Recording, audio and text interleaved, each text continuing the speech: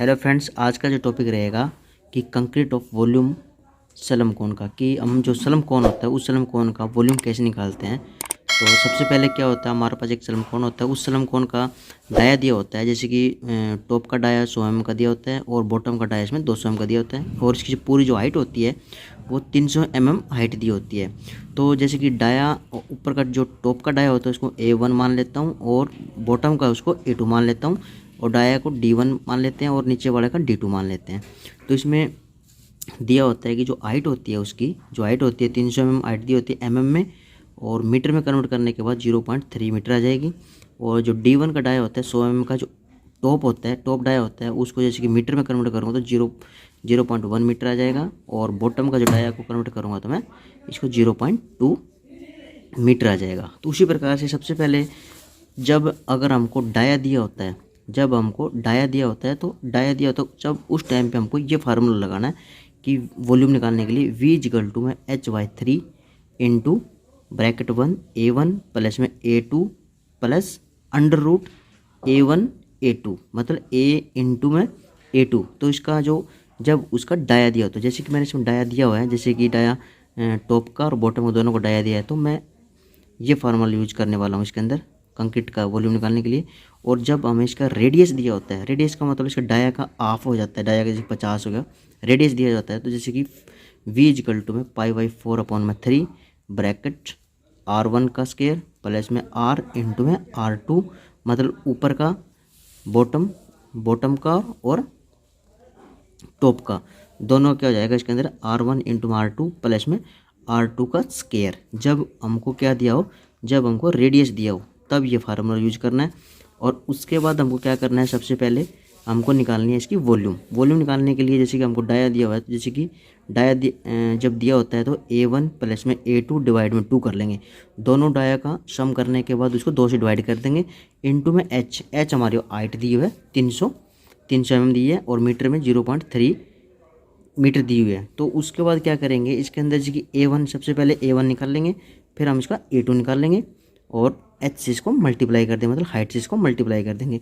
तो A1 का मतलब कि एरिया, तो इसका वॉल्यूम का जो कोन है उस कोन का एरिया कैसे निकाला जाता है। तो एरिया कैसे निकालने क्या करना होगा, π/D1 का स्क्वायर अपॉन 4। सबसे पहले हम ऊपर का एरिया निकालेंगे D1 का, फिर निकालेंगे हम D2 का। तो सबसे पहले मैं वॉल्यूम A1 का निकालने वाला हूँ, तो π/D1 का स्क्वायर कर लेंगे, और उस D1 का स्क्वायर पाई की वैल्यू हमको पता ही होती है 3.14 होती है, इनटू डाया मेरे पास दिया हुआ है, जैसे कि इसका टॉप का डाया कितने दे रखा है मेरे पास 0.1 mm दिया हुआ है। तो इसके अंदर मैं वैल्यू को पुट कर लूँगा।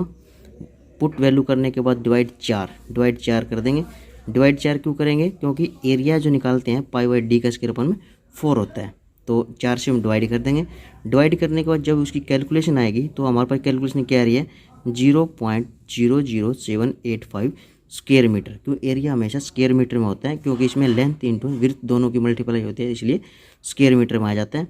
और उसी प्रकार से हम निकालेंगे इसकी A2 निकालेंगे। अब इसकी बारी आ चुकी है A2 निकालेंगे। A2 निकालने के लिए वही π/D का स्क्वायर अपन 4। अब D2 का निकालेंगे हम। अब हमारे पास जो D2 है इसका D2 का निकालेंगे, नीचे वाले का बॉटम का। तो बॉटम का निकालने के बाद क्योंकि वैल्यू वही रहेगी, वैल्यू को हम इसके अंदर पुट करेंगे 3.14 इज इंटू D का स्क्वायर। इसमें जो डाया दिया हुआ है, डाया कितने देगा 200 mm दिया है, तो मीटर में 0.2 मीटर हो जाएगा। तो उस मीटर को सीधा हम इसके अंदर पुट कर देंगे इस वैल्यू की जगह, D के स्क्वायर की जगह। तो इसको डिवाइड 4 से हम डिवाइड करेंगे, तो हमारे पास जो स्क्वायर मीटर में इसकी जो वॉल्यूम निकलती है 0.03142, मतलब ये दोनों की वैल्यू निकल जाती है। जब दोनों की वैल्यू ये हमारे पास क्या की A2 की वैल्यू निकल जाएगी, और ये हमारे पास के A1 की वैल्यू निकल जाएगी। दोनों वैल्यू क्या करेंगे हम प्लस करेंगे, मतलब प्लस कर देंगे। तो ये वैल्यू दोनों पुट इस वैल्यू के अंदर पुट करेंगे, इस फार्मूले के अंदर पुट कर देंगे। तो फार्मूला पुट करने के बाद हमारे पास ये दोनों वैल्यू पुट कर देंगे, 2 से डिवाइड करेंगे, इंटू में H इसके अंदर दिया हुआ है। H हमारे पास हाइट थी, हमारे पास हाइट कितनी है इसकी, जैसे कि 300 mm हाइट है, 0.3 मीटर हाइट होगी इसकी। तो इस हाइट से 0.3 मीटर से इसको हम क्या कर देंगे, इसको मल्टीप्लाई करेंगे, और मल्टीप्लाई करने के बाद जो वॉल्यूम आएगा हमारे पास टोटल कंक्रीट जो स्लम कोन है उसका वॉल्यूम निकल जाता है जब हमारे को डाया दिया होता हो। तो इसकी इन दोनों जोड़ने के बाद 2 से डिवाइड करेंगे और 2 से डिवाइड करने के बाद हमको क्या 0.3 मीटर से इसको मल्टीप्लाई करेंगे और मल्टीप्लाई करने के बाद जो मेरे पास वैल्यू आएगी वो क्यूबिक मीटर में आएगी, क्योंकि इसके अंदर हाइट से वैल्यू आ रही है, हाइट भी होगी और लेंथ और विड्थ दोनों से प्लस हो चुका है और तीनों को मल्टीप्लाई करने क्या है क्यूबिक मीटर। क्यूबिक मीटर में कितना आ रहा है हमारे पास 0.0058, ये हमारे पास है क्यूबिक मीटर में इसका वॉल्यूम आ रहा है कि जो हमारे पास चलम कोण होता है उस चलम कोण के अंदर इतना वॉल्यूम कंक्रीट आ जाएगा। तो ये फ्रेंड ऐसे इसका क्या है, जब हमारे पास डाया दिया होता है, जब डाया दिया होता है उस टाइम पे हम क्या इसका वॉल्यूम निकाला जाता है। जब रेडियस होगा तो नीचे वाले फार्मूलों को हम पुट कर देंगे तो दोनों फार्मूले से क्या है सेम वैल्यू आएगी। तो आप इसी प्रकार से क्या कहें इसकी वॉल्यूम को निकाल सकते हैं चलम कोण की।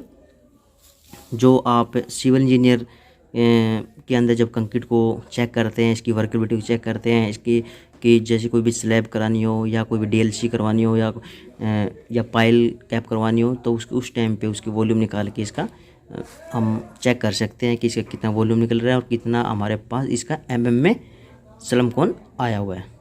तो वीडियो कैसी लगी, वीडियो अच्छी लगी हो तो सब्सक्राइब करना और बेल आइकन बटन को ऑन करना ताकि नेक्स्ट जो वीडियो आएगी सबसे पहले आपके पास पहुँचे।